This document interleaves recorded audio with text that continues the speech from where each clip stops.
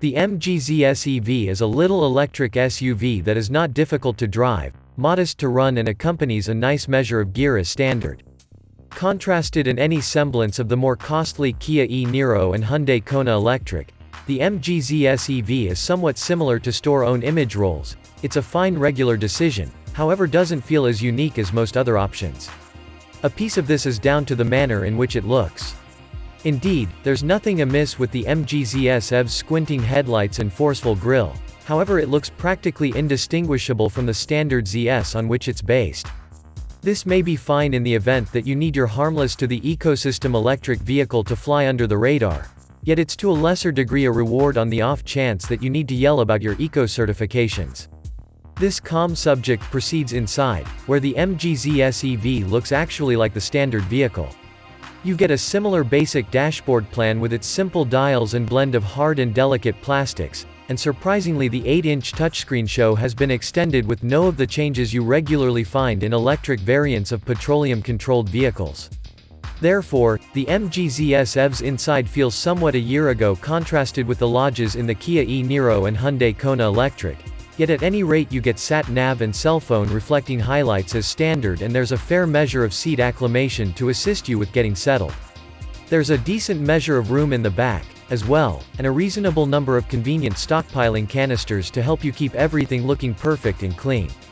The MG ZS EV's boot is likewise lovely large, yet you'll have the option to convey more in a Kia e-Niro, particularly with the secondary lounges collapsed down. Number 1. Overview. Try not to be tricked by the outside.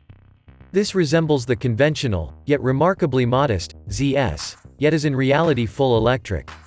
What's more, for a full electric hybrid, it additionally goes with an incredibly low cost. There are weaknesses in this methodology. The ZS EV acquires, pointlessly, the clumsy front shade of a body intended for a crossover ignition motor. Would look better on greater wheels as well. The shortish wheelbase implies there isn't space for an immense battery. The ZS EV gets by with 44.5 kWh. It's sufficient for 163 miles in the WLTP test. Obviously a smallish battery assists with keeping the cost stuck low, and the weight sensible. Extensively you'd say the ZS lives in the little hybrid class. Yet, it's greater than essentially every one of them, and consequently roomier. At the point when we evaluated the petroleum variants of the ZS, we slagged off the unstable transmissions and the absence of driver help or dynamic security frameworks. Well, as an EV, the transmission business basically disappears, in light of the fact that it's a solitary speed. What's more, for the EV adaptation, MG brings a thorough new driver help suite, even on the base rendition. All things considered, you're presumably thinking, electric and hybrid A? Two words that will without a doubt get supporters of the first MG organization pivoting in their grave like a MGB's driving rod on the red line. In any case, they need to quiet down. Since its string-back glove sports vehicle days of the 1950s, the MG name has consistently redirected into gently bounced-up adaptations of Austin and Morris Cantinas. MG Montego. Anybody? These days the name has a place with the Chinese SAIC aggregate, so in any event there's actual mechanical heave behind it. The organization has a battery plant equipped for producing 300,000 electric vehicle packs a year.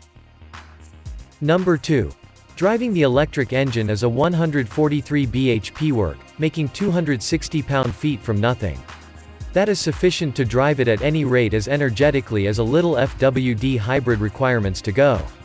The 0 to 62 is 8.5 seconds. It feels peppy without being so brisk as to inconvenience the nearly unsophisticated front suspension with 4-steer.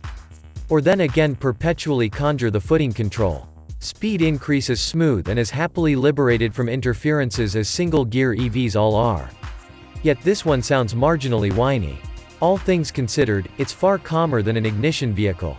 The limited tires don't kick up much commotion, nor the body through the air.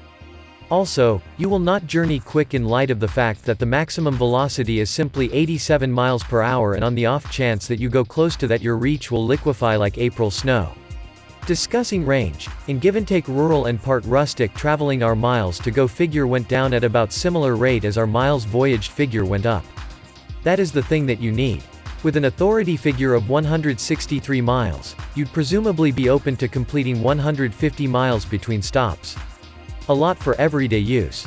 Besides on the motorway obviously. The genuine reach will fall, and administration stations are 30 miles separated. So you'll need to stop after you've traveled 120 miles. Yet, quick chargers get less fast after your battery is at 80%. So that leaves you with a reach, even subsequent to charging, of 120 or thereabouts. Presently to leave a 30-mile cradle, the following stop may just be 90 miles in front of you. The pack is fluid-cooled, so ought to have the option to acknowledge charge at its evaluated power even on a warm day. However, the evaluated power is just 50 kilowatts, which means 40 minutes for 0 to 80% on a CCS charger. Or on the other hand a little more than 3 miles every moment. Ride and dealing with are fairly acceptable. It corners typically and doesn't loll around. The dead controlling is a mistake, mind. A selector offers 3 settings of help, however none feels practical. Another 3-way selector, named KERS, amusingly, gives you a decision of 3 degrees of foot-off drifting recovery. The suspension is calmer and smoother than numerous little hybrids, because of the quieting impact of the battery weight. Be that as it may, it could utilize more modern damping. Number 3. On within for room it's well above most infant hybrids, if not exactly up to the Qashqai set. There's space for 2 adults in the back, and the battery pack doesn't burglarize their foot space. The boot is a colossal 448 liters. Visual plan is somewhat last age, and a portion of the plastics are scratchy. It is anything but an entirely lethargic plan however. Pieces of metallic completion liven up the spot, and the vents are a fantastic eyeball kind. Not certain about the cowhide style upholstery on the top variant, which can't mask its starting point in a compound plant. We'd incline toward the material that goes ahead the base model. The gear is straight cutting edge, with a high-res 8-inch screen running CarPlay and Android Auto.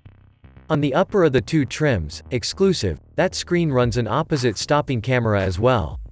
All adaptations get a driver help arrangement that races to AEB with cyclist and person on foot identification, radar voyage, gridlock help, directing and speed, and motorway path help. The exclusive spec remembers additional sensors for the back corners that add cross-traffic turning around help and vulnerable side admonition. Number 4.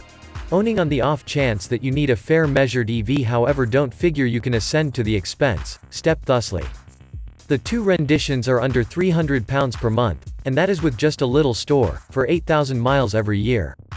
Presently, in the event that you run a petroleum hybrid at 35 mpg and 8,000 miles, that is £100 per month in fuel. The electric MG will be £6 to charge at home, comparing to generally £20 every month for a similar mileage. Goodness and MG will figure out a 7 kilowatts home charger in vain. Which variant? The Excite gets all you'd need, yet the exclusive adds a superior sound system, more driver help, switching cam, counterfeit cowhide, electric warm driver's seat, and glass rooftop. Guarantee is 7 years or 80,000 miles, including the battery. Presently, in spite of the fact that it's the least expensive vehicle of its sort, it's not ludicrously along these lines, since MG's dispatch value cuts have diminished. The Peugeot E2008 and little battery rendition of the Hyundai Kona come into view as opponents. Hell, the Pug is undeniably more attractive. But at the same time it's fundamentally pricier. Like, £100 every month pricier. The Kona is nearer in cost, and at 180 miles pips the ZS for range. Number 5. Verdict: it's modest, certain, yet the remainder of it will not make you flee shouting. The electric piece of this vehicle is very acceptable. The engine's smooth and the battery gives sufficient reach for general biffing around. Sure, the reach isn't monster, yet that will be less of an issue in future years as fast chargers draw nearer together. A 50 kilowatts most extreme charging rate is okay given the battery isn't enormous. The greater part of the installed tech is appropriately executed as well. It's a large and valuable body. However, not a lovely one. Furthermore, the suspension isn't pretty much as cleaned as the opponents. What's more, they don't by and large flicker. So without question you'll have come at the cost. The remainder of it will not using any and all means make you flee shouting.